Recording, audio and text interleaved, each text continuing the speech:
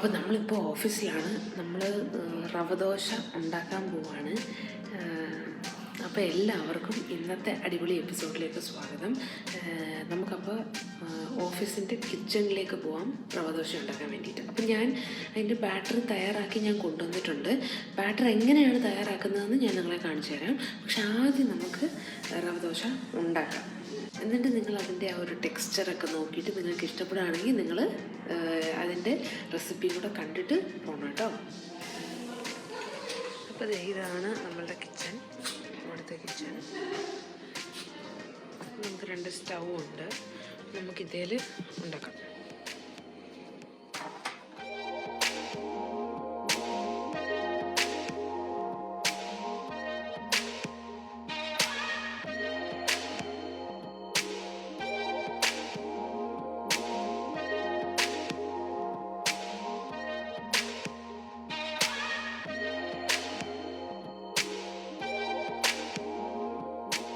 അപ്പോൾ ഈ കിച്ചണിൽ കുക്ക് ചെയ്യാനായിട്ട് ആവശ്യമുള്ള കുറച്ച് സാധനങ്ങൾ, അതായത് നമ്മുടെ എണ്ണ, ഉപ്പ്, അങ്ങനെയൊക്കെയുള്ള സാധനങ്ങൾ, ചായ, പാല്, കാപ്പിപ്പൊടി, അങ്ങനെയൊക്കെയുള്ളതെല്ലാം അവിടെ ഇരിപ്പുണ്ട്.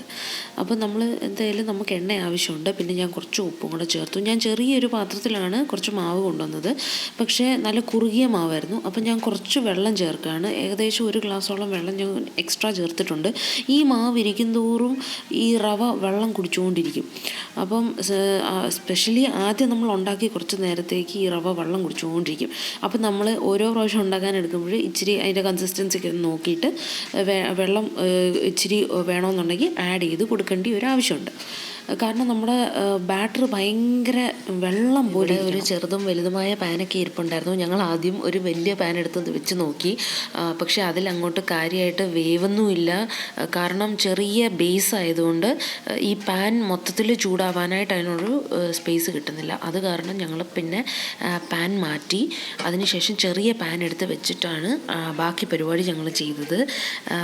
അപ്പോഴത്തേക്കും നല്ല ചെറിയ റവദോശ ആണെങ്കിലും നല്ല ക്രിസ്പി ആയിട്ട് നമുക്ക് കിട്ടുന്നുണ്ട്. കാരണം ബേസ് നല്ലപോലെ ചൂടാവുന്നുണ്ട്. അപ്പം നമുക്ക് നന്നായിട്ട് പാൻ ചൂടായിരിക്കുകയാണെങ്കിൽ മാത്രമേ നമ്മുടെ റവദോശ ഇടുന്ന ഉടനെ തന്നെ അങ്ങോട്ട് വെന്തും തുടങ്ങും, നല്ല ക്രിസ്പി ആയിട്ട് കിട്ടുകയും ചെയ്യും. ഇനി നമുക്കിതിനെ ഒരു സെർവിങ് പ്ലേറ്റിലോട്ട് മാറ്റാം. ചെറിയ ദോശയാണേലും നല്ല ഭംഗിയിലും നല്ല ടേസ്റ്റിലും വന്നിട്ടുണ്ട് സംഭവം. കൊണ്ടുവന്ന ചെറിയ കണ്ടെയ്നർ മാവിൽ നമ്മൾ വെള്ളമൊക്കെ ചേർത്തപ്പോഴത്തേക്കും എനിക്ക് 8 ചെറിയ റവ ദോശ കിട്ടി.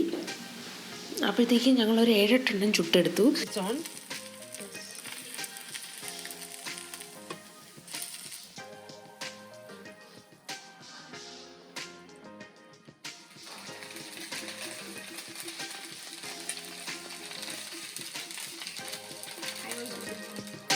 ഒന്ന് നോക്കിക്കേ, എന്ത് തിന്നാണ് നമ്മുടെ ദോശയെന്ന് നോക്കിക്കേ അല്ലേ.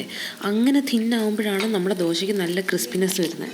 അപ്പോൾ എന്തായാലും നമ്മുടെ റവ ദോശ നമ്മൾ സക്സസ്ഫുള്ളായിട്ട് ഉണ്ടാക്കിയിരിക്കുകയാണ്. ഓഫീസിൽ നമ്മൾ ദോശ ഉണ്ടാക്കി. ഇത് നമ്മൾ റെഡിമെയ്ഡ് ചട്നിയാണ് കേട്ടോ. നമ്മൾ ഇന്ത്യൻ ഷോപ്പിൽ നമുക്ക് ഫ്രോസൺ ചട്നിയായിട്ട് കിട്ടും. അപ്പോൾ അതാണ് ഞാൻ ഇവിടെ യൂസ് ചെയ്തിരിക്കുന്നത്. ഇങ്ങനെയുള്ള സാഹചര്യങ്ങളിൽ നമുക്ക് ഈ ഫ്രോസൺ ചട്നി ഒത്തിരി പ്രയോജനമാണ്. അപ്പോൾ എന്തായാലും നമ്മുടെ നല്ല തിന്നാണ് നമ്മുടെ റവ ദോശ, നല്ല അടിപൊളിയായിട്ട് വന്നിട്ടുണ്ട്.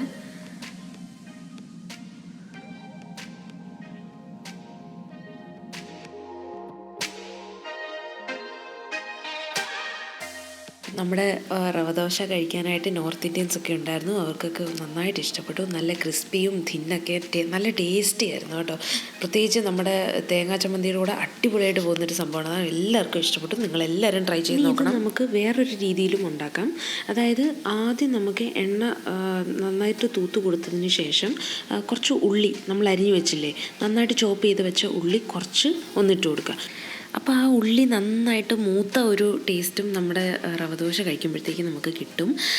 അല്ല ഉള്ളി അധികം ഇഷ്ടമല്ലാത്തവരാണെങ്കിൽ ഈ സ്റ്റെപ്പ് അവോയ്ഡ് ചെയ്യാം, കുഴപ്പമൊന്നുമില്ല. പിന്നെ നമ്മുടെ ഈ റവ ദോശയുടെ കൂടെ കഴിക്കാൻ പറ്റിയ സൈഡ് എന്തൊക്കെയാണെന്ന് വെച്ചാൽ ആലു ബജി, അതായത് നമ്മുടെ പൂരിക്ക് നമ്മൾ സൈഡ് തയ്യാറാക്കുന്ന ബജി മസാല, അത് നല്ലതാണ്. അതേപോലെ തന്നെ തേങ്ങാ ചമ്മന്തി ഏത് ആണേലും ഈ റവ ദോശയുടെ കൂട്ടത്തിൽ പോകും. അപ്പം നമുക്കിനി ഇതെങ്ങനെയാണ് ഉണ്ടാക്കുന്നതെന്ന്, ഇതിൻ്റെ ഇൻഗ്രീഡിയൻസ് എന്തൊക്കെയാണെന്നുള്ളത് നമുക്കൊന്ന് നോക്കാം.